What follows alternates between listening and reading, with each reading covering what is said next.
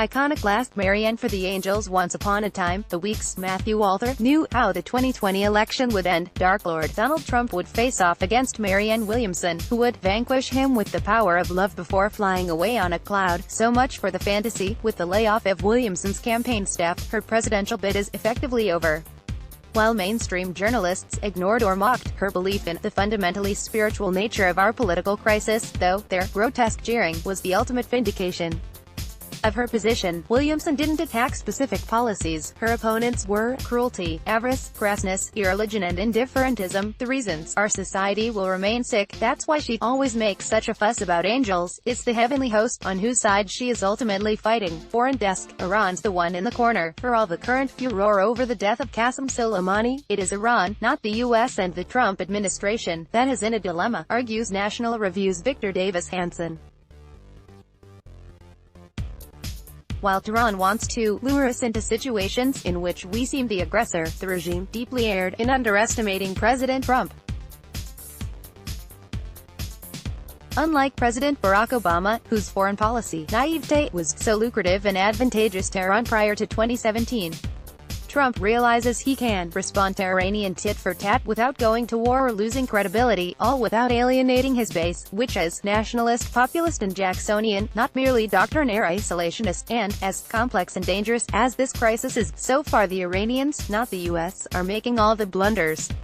From the left, Democrats' strategic conundrum. It's strategy, not ideology, that's dividing Democrats, argues Bill Schneider at The Hill. Specifically, should the party be a coalition or a movement?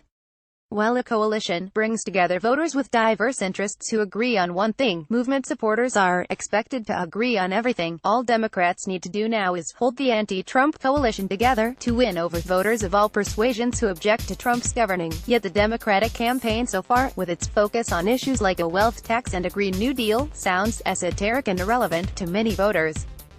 The party's best hope remains Joe Biden, who wants to find common ground with Republicans and independents.